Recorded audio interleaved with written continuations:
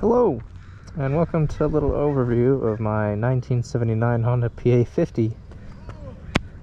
So for the uninitiated, this is a 49cc two-stroke moped manufactured from the mid-70s to late 80s and sold during that time period in the United States. In Europe, I believe they were sold into the 90s.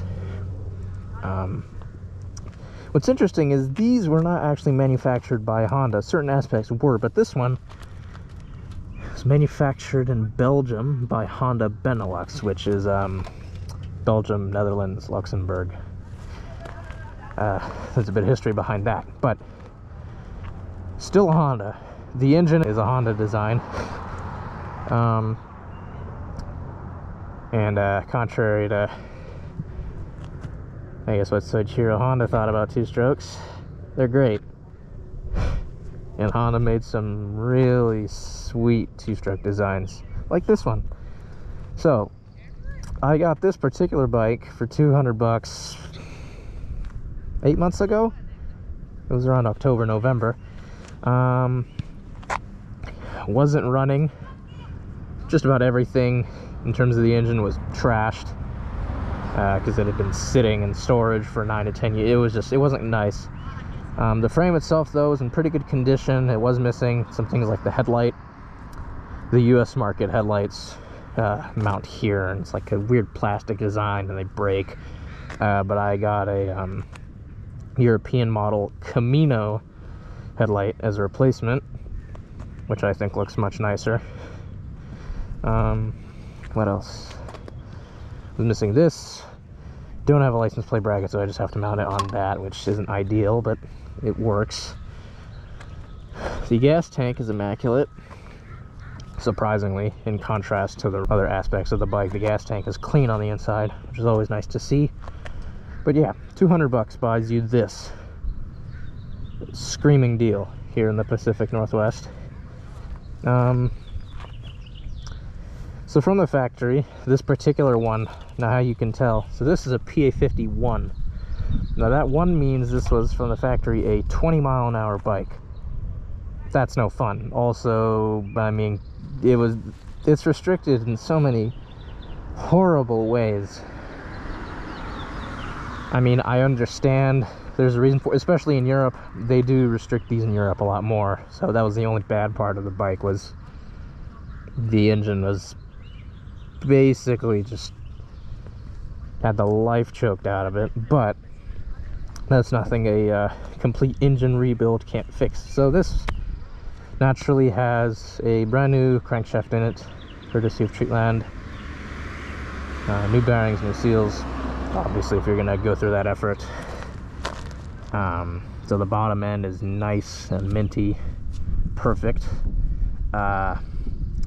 Now from the factory, these are 49cc. This one has a 65cc DR kit on it. It's a lot more torque. Probably the go-to kit for these bikes. Paired with a head originally intended for a derby variant that's been modified to fit the Hobbit bolt pattern and has the correct squish band for this kit.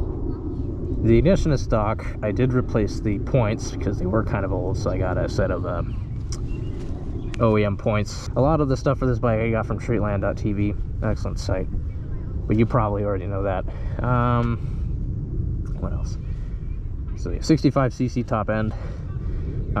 Intake wise, these from the factory, this particular one from the factory came with a single pedal reed block, which is abysmal, and I might pull up a photo of it.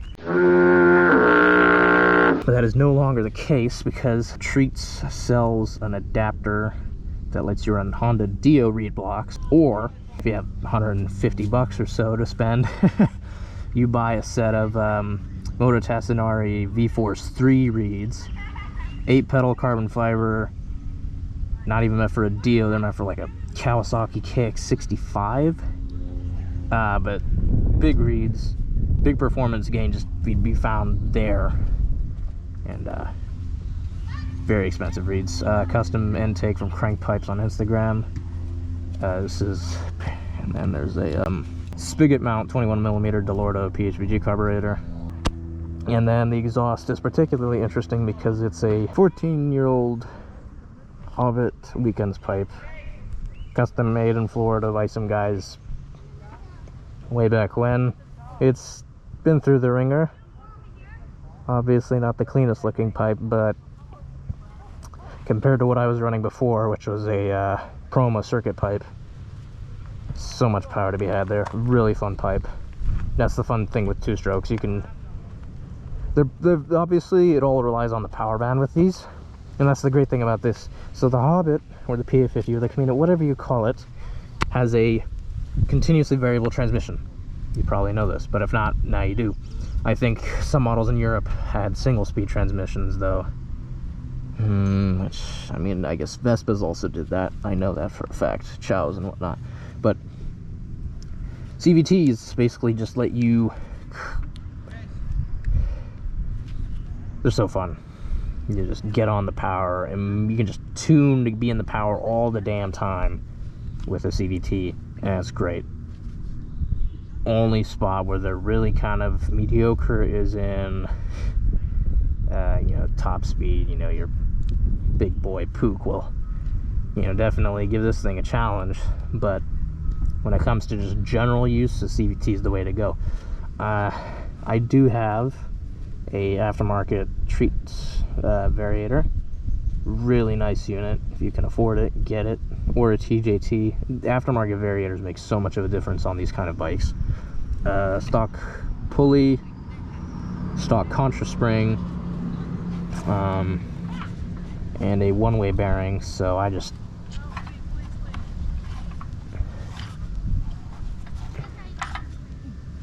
turn whatever. The rear wheel spins, turns the engine over immediately, unlike the stock starter clutch shoes, which are annoying, which I don't like.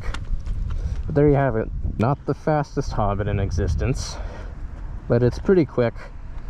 I could go faster, but I like it the way it is. Maybe someday I'll go a bit higher, so to speak.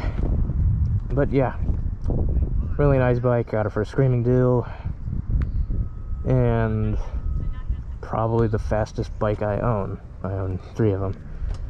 So yeah, let's take a little ride and see what it does. So how you start these, it's very simple. Ignition switch on.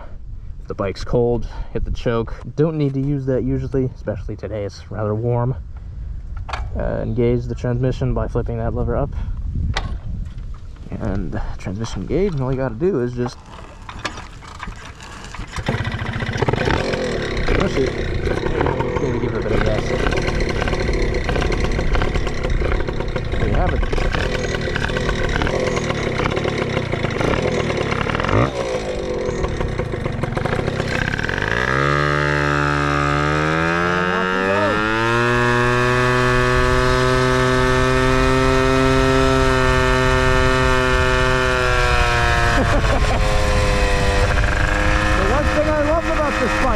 Gets up the street so quickly. Uphill, downhill, anywhere, really. Once that clutch grabs, it just revs out and does its thing.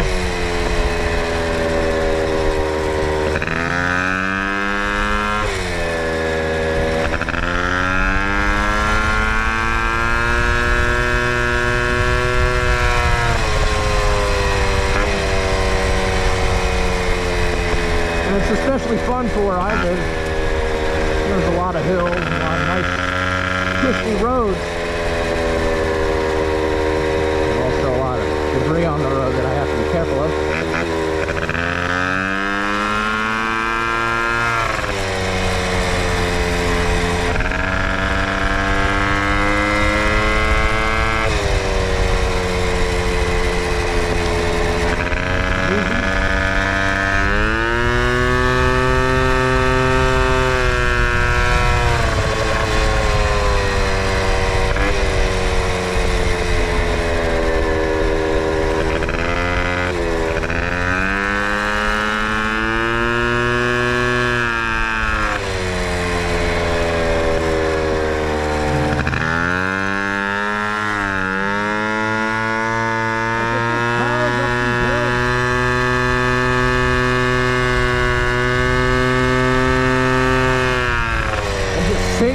does it too.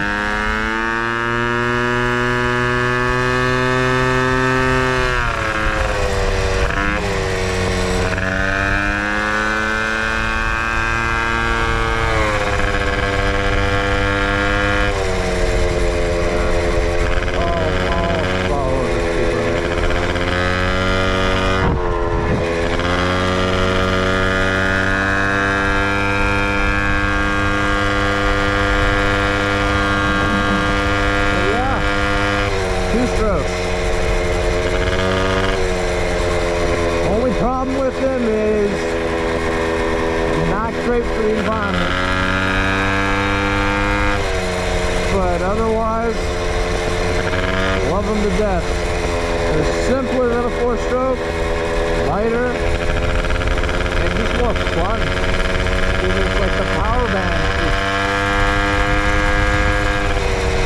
Dude, when you have a two-stroke setup right, it's so much fun.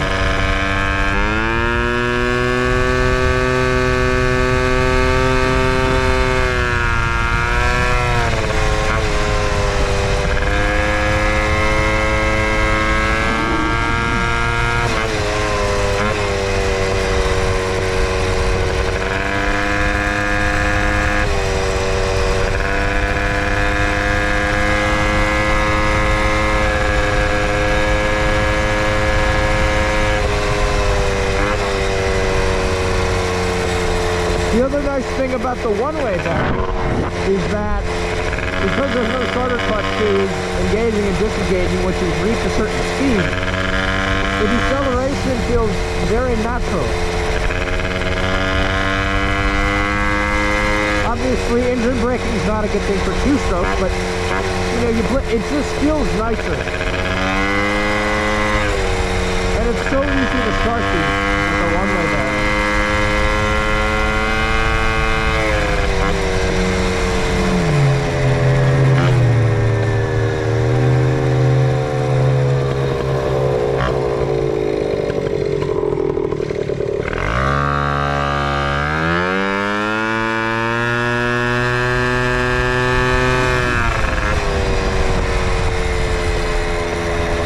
Lovely day out today.